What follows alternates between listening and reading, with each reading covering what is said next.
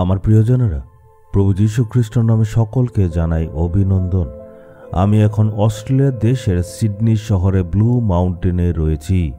আমার পেছনে আপনারা 3টে পাহাড় দেখতে পাচ্ছেন, খুবই সুন্দর। এগুলিকে বলা হয় 3 সিস্টার্স।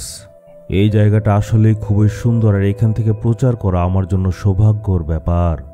আজকে ঈশ্বরের বাক্য কি, চলুন দেখি। আমরা দেখব গীতসংহিতার 9 অধ্যায় 9 পদ। সদাপ্রভু পীড়িতদের আশ্রয়, সংকটকালে তিনি নিরাপদ আশ্রয় দুর্গ।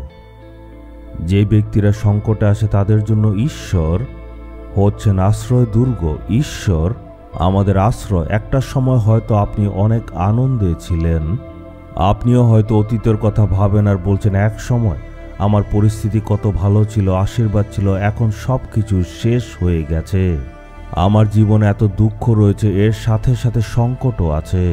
মানুষের থেকে বিপদ আসে, উপরের যারা পদে আছে তাদের থেকে বিপদ আসে।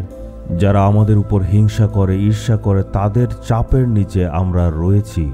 চারদিক থেকে নানা তাড়না আসছে।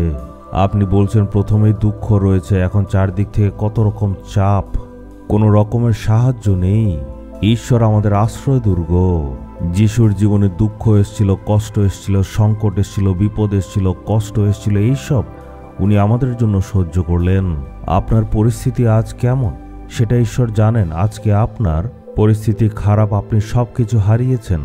ঈশ্বর হচ্ছেন আপনার আশ্রয়, আপনার কোনো ক্ষতি হবে না। সব সংকট থেকে ঈশ্বর আপনাকে উদ্ধার করবেন। ইসরায়েলিদের দেখুন, যখন তারা মিশরে ছিল কত চাপের মধ্যে ছিল, কত তাড়না তাদের উপর হয়েছে, কিন্তু যখন তারা ঈশ্বরের কাছে গিয়ে কাঁদল, ঈশ্বর শুনে তাদেরকে উদ্ধার করে আনলেন। একইভাবে ঈশ্বর আজকে আপনাকে উদ্ধার করবেন, সকল সংকট থেকে উদ্ধার করবেন। ভয় করবেন না।